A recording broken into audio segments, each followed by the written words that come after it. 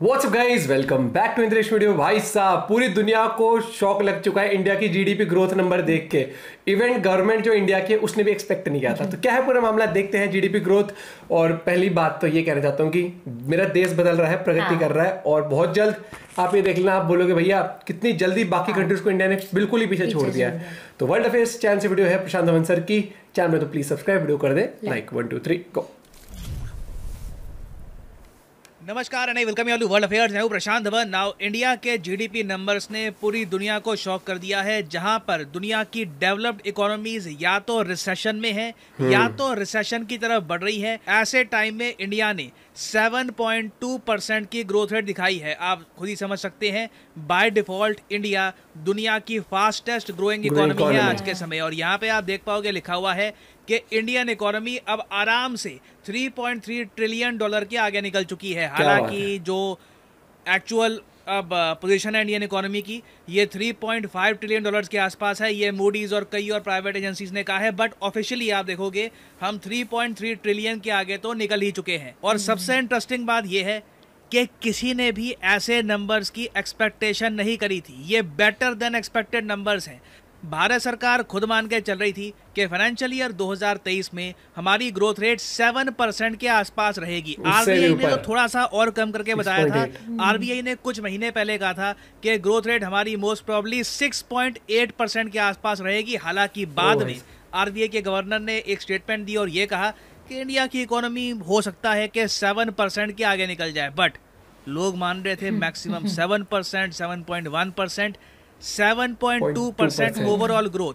अप्रैल 2022 से लेकर मार्च 2023 तक ये जो आप देख पाओगे, ये तीन महीने की ग्रोथ रेट है। पहले क्वार्टर में 13% के आसपास ग्रो किए, फिर 6.3%, फिर 4.4%, फिर 6.1%, और ओवरऑल हम फाइनेंशियल ईयर 2023 में हमने ग्रोथ रजिस्टर करी है 7.2% की। और सिंस नंबर्स इतने सरप्राइजिंग हैं, हमारे देश के पीएम ने भी इस पर ट्वीट करी है। उन्होंने ये कहा है कि जो जीडीपी नंबर सामने आए हैं 2022 से लेकर 2023 साल के, इससे ये दिखता है कि चाहे ग्लोबल चैलेंजेस बने हो, देखो बहुत ही बड़ी बात है कि यूक्रेन में वॉर चल रही है, कंप्लीट इंस्टेबिलिटी है दुनिया में इकोनॉमिक कंडीशंस को लेकर। जर्मनी जैसे बड़े कंट्रीज, इंडिया से बड़ी economy for the time being, Germany जो इंडिया से बड़ी इकोनॉमी है, ये रिसेशन में जा चुकी है। वर्ल्ड बैंक खुद ही इकोनॉमिक फोरकास्ट कट कर रहे हैं, ग्लोबल रिसेशन की बात की जा रही है। इसी साल प्रोबेबिलिटी है, काफी हाई प्रोबेबिलिटी है कि यूके और यूएसए भी रिसेशन में डूब जाएंगे।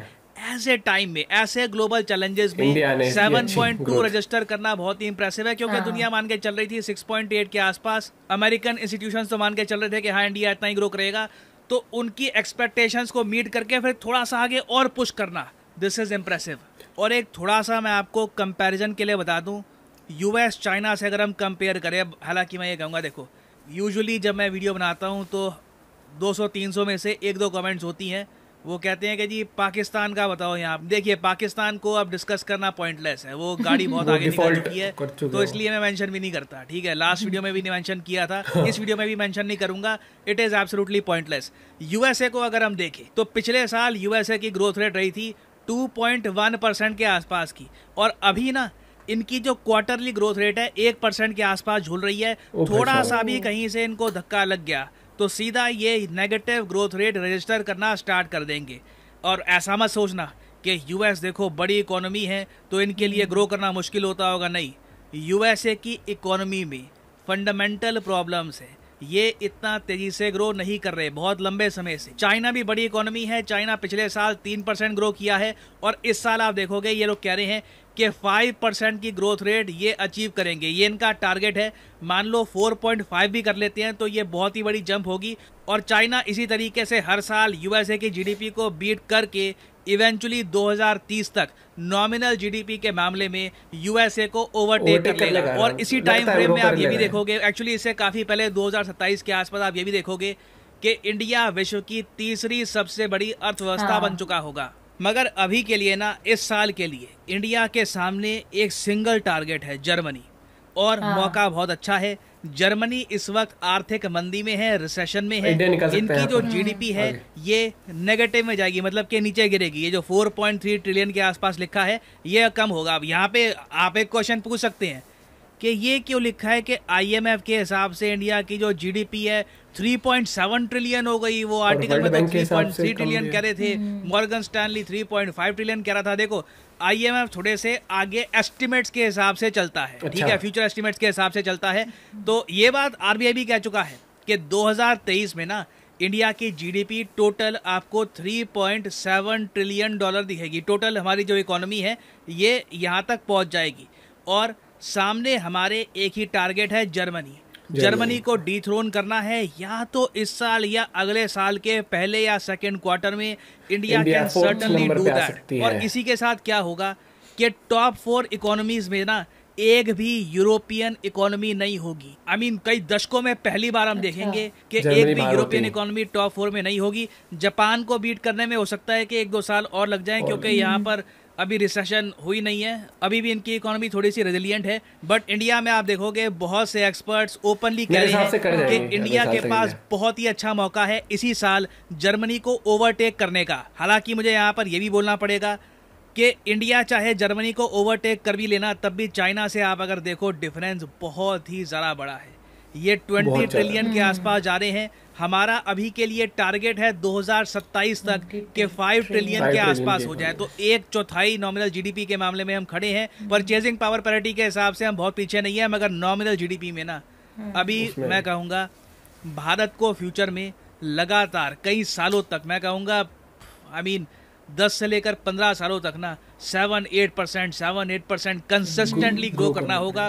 बीच में कुछ समय के लिए 10% भी ग्रो कर गए तो that will be miraculous, but इतनी ग्रोथ रेट तो हमको चाहिए होगी। और जो लेटेस्ट डेटा सामने आया है, जो हमने फाइनेंशियल ईयर 2023 में 7.2% की ग्रोथ रेट करी है, ये देखकर मेरी उम्मीदें बिल्कुल स्ट्रांग है। मैं मानता हूं कि बिल्कुल आराम से इंडिया बहुत ही तेजी से लगातार ग्रो कर सकता है। क्योंकि इस साल देखो स्पेशल बात ये हुई, जो आखिरी का हमको और एक एक्स्ट्रा पुश मिला ना, वो मिला है एग्रीकल्चर सेक्टर। हमारा एग्रीकल्चर सेक्टर बहुत ही अच्छा कर रहा है, किसान बहुत ही अच्छे तरीके से कंट्रीब्यूट कर रहे हैं इकोनॉमी में, वेरियस और कॉर्पोरेशन है वो कंट्रीब्यूट कर रही हैं। और एग्रीकल्चरल ग्रोथ और सर्विस सेक्टर ग्रोथ से ना इंडिया को थोड़ा सा ये एक्स्ट्रा पुश मिला है, जिससे हमने 7.2% की ग्रोथ रेट करी है रजिस्टर। और जिस तरीके से इंडिया एक्सपोर्ट कर रहा है एग्रीकल्चरल प्रोडक्ट्स अफ्रीका को, लैटिन अमेरिका को, मिडिल ईस्ट को, बहुत अच्छा है। इंडिया का जो एग्रीकल्चर सेक्टर है इसी तरीके से इंडिया की ग्रोथ को सपोर्ट करता रहेगा। और फिर हम आते हैं मैन्युफैक्चरिंग पर। देखो ये अभी भी एक सोया हुआ हाथी है, जब ये जागेगा ना तो इंडिया की इकोनॉमी को और बड़ा पुश देगा। अभी तो मैं कहूँगा मैन्युफैक्चरिंग की इतनी ज़्यादा कंट्रीब्यूशन हमारी इकोनॉमिक ग्रोथ में है नहीं। उल्टा मुझे याद है कि बीच में एक क्वार्टर आया था, 3 महीने का टाइम फ्रेम आया था, जब इंडिया की जो GDP ग्रोथ रेट है ये 4.4% हो गई थी। क्यों? क्योंकि मैन्युफैक्चरिंग बड़ी कम हो गई थी। मैं यहाँ पे ऑफ कोर्स बात कर रहा हूँ पिछले साल के क्वार्टर 3 की। थर्ड क्वार्टर जो था अक्टूबर से लेकर नवंबर 2022 तक 4.4% हम ग्रो किए। अगर यहाँ पे मैन्युफैक्चरिंग थोड़ा सा साथ दे जाता ना, फाइनेंशियल ईयर 2023 में हम लोग 7.2% नहीं 8% के भी ऊपर ग्रो करते। तो अभी तो देखिए मैन्युफैक्चरिंग धीरे धीरे अपनी पेस पकड़ रही है। इंडिया का जो PMI है ये बूस्ट कर रहा है। आने वाले 25 सालों में एक बार देखो हमने ग्राउंड वर्क तैयार कर दिया। जी हाँ, अभी भी भारत में ना हम ग्राउंड वर्क तैयार कर रहे हैं। ये जो कॉरिडोर्स की बात हो रही है, टेस्ला इंडिया में आ रहा है, एप्पल आ चुका है, और इंडिया में अभी बड़े स्केल पर और मैन्युफैक्चरिंग होगी। टेस्ला एप्पल की तो मैंने बस एक बात कही है एज एन एग्जांपल, क्योंकि बड़ी कंपनीज हैं, ह्यूज इन्वेस्टमेंट्स होती है उनकी। मगर उसके अलावा भी वेरियस यूरोपियन कंपनीज इंडिया में आ रही है। मैन्युफैक्चरिंग ना अभी इंडिया में होनी है। अभी तो ना हमने इंडिया में मैन्युफैक्चरिंग का जो पुश है ये शुरू भी नहीं किया। आने वाले 25 साल भारत के लिए सुनहरे हो सकते हैं अगर ये जो गोल्डन अपॉर्चुनिटी है इंडिया के सामने, कि पश्चिमी देश चाइना पर अपनी डिपेंडेंस खत्म करना चाहते हैं और जगह ढूंढ रहे हैं इन्वेस्टमेंट करने के लिए, मैन्युफैक्चरिंग करने के लिए। इंडिया एक मैन्युफैक्चरिंग पावर हाउस अगर बन गया तो मैन्युफैक्चरिंग का जो कंट्रीब्यूशन है GDP ग्रोथ रेट में ये इतना बड़ा होगा कि आराम से 8% के ऊपर की ग्रोथ रेट हम कर सकते हैं रजिस्टर। और देखो चाइना से कैचअप करना तो बहुत ही मुश्किल होगा, क्योंकि चाइना ने बीच में कई सालों तक 10% की ग्रोथ रेट करी थी। एक बार को तो ये 10% के ऊपर निकल गए थे, तो चाइना से कैचअप करना मुश्किल होगा, बट चाइना के काफी करीब हम पहुंच पाएंगे। तो अभी देखिए ये GDP के नंबर्स बहुत ही अच्छे हैं। $4 ट्रिलियन की इकोनॉमी बिल्कुल सामने दिख रही है अगले साल तक। It is a huge possibility. बस हमें कंसिस्टेंसी मेंटेन करके रखनी है और बिल्कुल जो ग्लोबल रिसेशन आएगा इसका नेगेटिव इम्पैक्ट हमारे देश पर लिमिटेड हो, इसका भी प्रयास करना होगा, क्योंकि जब ये बड़े देश मंदी पे जाएंगे तो कहीं ना कहीं इंडिया पर भी नेगेटिव इम्पैक्ट आएगा। वो नेगेटिव इम्पैक्ट कितना होगा, that remains to be seen. Guys, India की जो जीडीपी है ना, जिस तरीके से ग्रो कर रही है, चाइना को सरपास करना बहुत डिफिकल्ट है। लेकिन टॉप 4 जो कहते हैं ना, टॉप 4 में आना बहुत इजी है। इस टाइम पे अपॉर्चुनिटी है, क्योंकि जर्मनी एक रिसेशन वाले पीरियड से गुजर रहा है और इंडिया की बात करें वो क्वार्टर दर क्वार्टर बहुत अच्छा परफॉर्म कर रही है। प्लस एक चीज मैं यहाँ पर ये कहना चाहता हूँ कि कैसे बोला अगले पाकिस्तान को तुम्हें पाकिस्तान, हाँ सर ने तो सही बोला, क्योंकि उन्होंने अपने देश का भट्टा बिठा रखा है। उनका प्रोजेक्ट प्रोग्रेस करने वाला माइंडसेट नहीं है उनका, बस ये कि पड़ोसी को इसको ये बोल दूं, इसका ये। और लेकिन मेरे को ये लगता है कि आने वाले टाइम में 2030 तक बहुत चीजें बदल जाएंगी। और चाइना पता है कहीं ना कहीं क्यों आगे निकला, क्योंकि वो मैन्युफैक्चरिंग हब है, वहां पर बहुत सारी चीजें बनती हैं। लेकिन अब इंडिया, अभी तो शुरुआत है, वही मैं कह रहा हूँ कि जिस दिन इंडिया का ये सेक्टर, मैन्युफैक्चरिंग सेक्टर बहुत बड़े लेवल पे काम करने लग गया, बड़ी बड़ी कंपनियां यहाँ पर आके मैन्युफैक्चर करने लग गई, उस दिन देखना। अभी तो सर्विस सेक्टर जितना भी हो गया हमारा, आईटी सेक्टर हो गया, इधर से बहुत कंट्रीब्यूशन है, एग्रीकल्चर सेक्टर हो गया, मेजर कंट्रीब्यूटर है। तो जिस दिन ये लार्ज स्केल प्रोडक्शन होने लग गई, मैन्युफैक्चरिंग हब इंडिया बन गया, उस दिन ना इंडिया को कोई रोक नहीं पाएगा, पहली बात तो। और ये देखो ना कि इंडिया कितनी उस तेजी से प्रोग्रेस कर रहा है, जहाँ की बाकी वर्ल्ड इकोनॉमीज स्लो पेस पे कर पा रही हैं। आदि तो ये सोच रही है कि भैया नेगेटिव ना हो जाए बस अपनी जीडीपी ग्रोथ, वहाँ पर इंडिया बहुत अच्छा रिमार्केबल कर रहा है हर चीज़ में, चाहे एक्सपोर्ट करना हो, चाहे डील साइन करनी हो किसी भी कंट्री से। प्लस साथ ही साथ एक जो रिस्पेक्ट वाली बात होती है, आप देख सकते हो कि प्राइम मिनिस्टर को कितनी रिस्पेक्ट मिलती है हर कंट्रीज में, लोग कितना बढ़ चढ़कर मतलब जब भी अपने प्रधानमंत्री जाते हैं कहीं तो आते हैं, वो एक जेस्चर दिखाने के लिए रिलेशन अच्छे रखने, सबको इस टाइम पे इंडिया से रिलेशन अच्छे रखना चाहता है। और ये चीज तभी होती है जब आप काम करके दिखाते हो, और जब आपका नाम बोलता है, जब आप स्टैंड लेते हो सही और गलत में भी, या फिर आप ये कहते हो कि भैया देख ये मेरा स्टैंड है, तुझे सही लग रहा है गलत लग रहा है तुम्हारी मर्जी है। बाकी आपका पॉइंट ऑफ व्यू इस बारे में जरूर बताना। And congratulations to each and every Indian. हम सबका कहीं ना कहीं इसमें भी कंट्रीब्यूशन रहता है, तभी देश प्रगति करता है। बाकी मिलते हैं वीडियो के साथ, बाय बाय, टेक केयर।